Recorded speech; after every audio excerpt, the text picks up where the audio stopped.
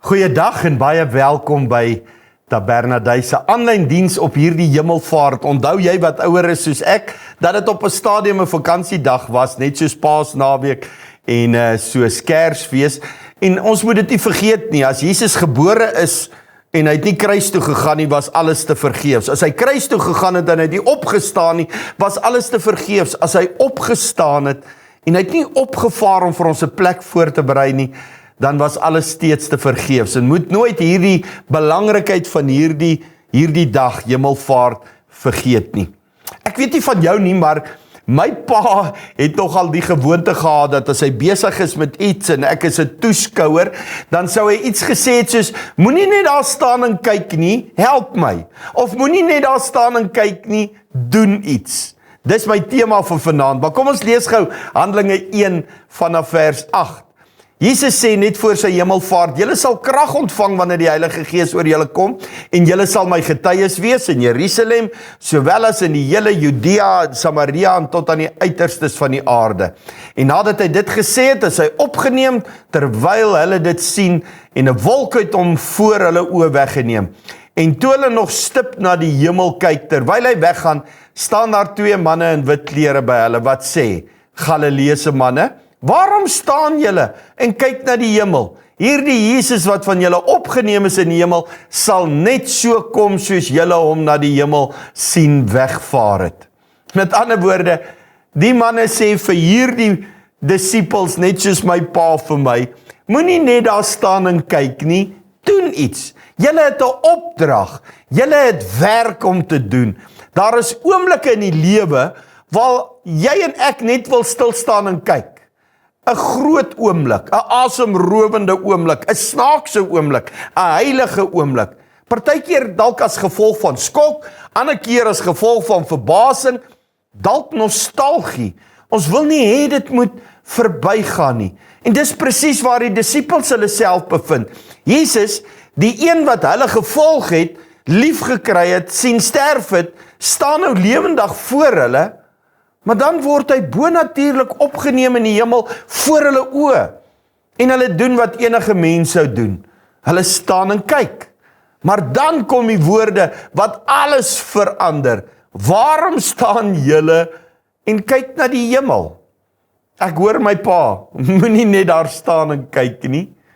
Help my, of doen iets. So kom ons maak gou 'n paar punte oor hierdie storie van toepassing op ons lewe. Nommer 1, ons as mens is van nature toeskouers. Ons is nuuskierig gebore. Ons wil sien, ons wil kyk, ons wil weet. Die disippels se reaksie is eintlik baie menslik. Hulle kyk terug na wat was, die goeie tye saam met Jesus. Hulle probeer vashou aan hulle besondere ervarings saam met hom.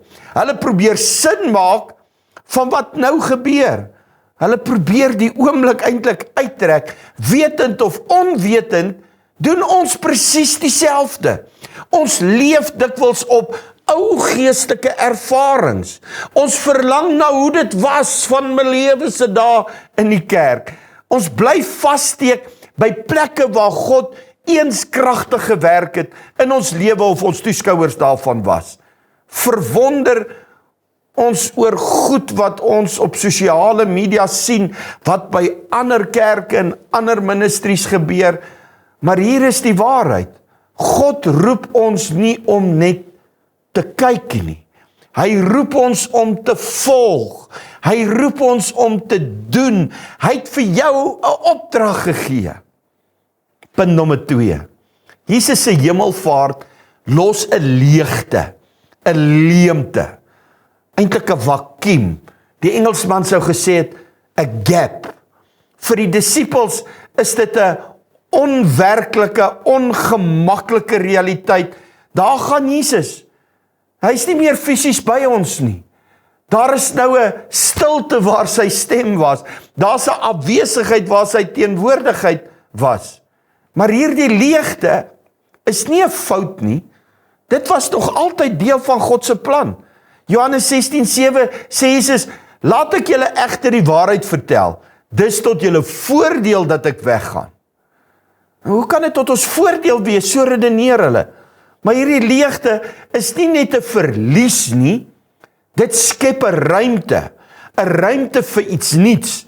Dit skep 'n ruimte vir geloof.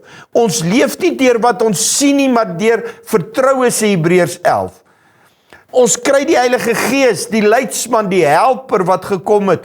Jesus het dit beloof in vers 8, julle sal krag ontvang. Ons ontvang 'n roeping. Ons word nou sy hande en stem op aarde. Sy groot opdrag vir elke gelowige, nie die predikante nie. Gaan, maak disippels, doop hulle, leer hulle. Elkeen van ons het 'n roeping.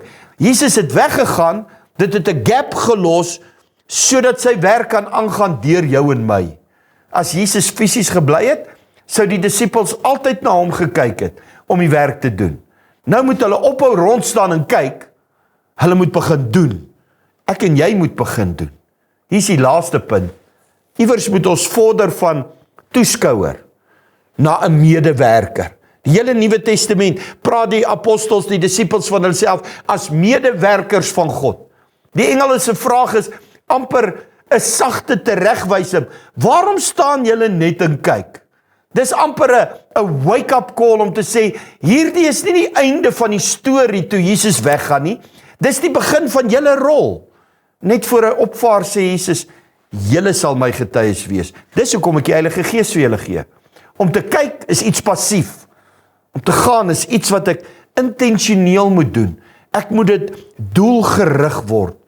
Word 'n disipel, soos wat ons onlangs gepraat het, wat disippels maak. Kom ons som op. Ons leef steeds vandag ook in hierdie leegte. Want Jesus is nie meer fisies hier nie. Ons sien hom nie meer fisies op aarde nie. Maar mense moet hom in jou sien. Ons hoor nie meer sy stem soos die disippels of die skares dit gehoor het nie. Maar mense moet sy liefde en sy woorde deur jou beleef. Ons kan maklik voel, waar is hy vandag? Waar is die Here as ek hom nodig het? Ons kan nostalgies raak oor jare terug se belewennisse in vroeë Pinkster. Maar Hemelvaart sê, hy's nie afwesig nie. Hy's hier deur sy Gees, hy werk net anders. Hy werk deur sy kerk. Hy werk deur jou en my. Die vraag om te vra is nie, waar is Jesus nie, maar eerder, wat doen ek en jy namens hom? Kyk jy wat en hoe ander iets doen? Selfs dalk vol kritiek. Die worship leier moes dalk bietjie vinniger gesing het, die drummer moes bietjie sagter gespeel het, hierdie pastoor moes bietjie korter gepreek het, daai een moes bietjie meer inhoud gehad het, en ons sit passief en ons kyk toe vol kritiek, hoe ander ouens dit doen, en Jesus sê, hou op kyk, begin doen. Step into the gap left by Jesus' ascension. Die disippels het uiteindelik opgehou kyk. Hulle het gehoorsaam weggegaan. Hulle het gaan wag in die bovertrek, gehoorsaam aan wat hy gesê het. Toe het hulle die Gees ontvang en in gehoorsaamheid gegaan en hulle destydse leefwêreld verander en tot vandag toe, want ons pluk nog die vrug daarvan. Hulle moes kies, gaan ons bly kyk? Gaan ons vashou aan die verlede of gaan ons gaan? Jesus het opgevaar, nie om afstand te skep nie, maar om ruimte te maak sodat sy werk deur jou kan aangaan. Kom ons vra hom om ons daarmee te help. Here, dankie dat ons die Bybelstorie glo. God het ons lief gehad, hy het sy seun gestuur. Jesus het ons lief gehad. Hy het wreed gesterwe, ons sondestraf op hom geneem.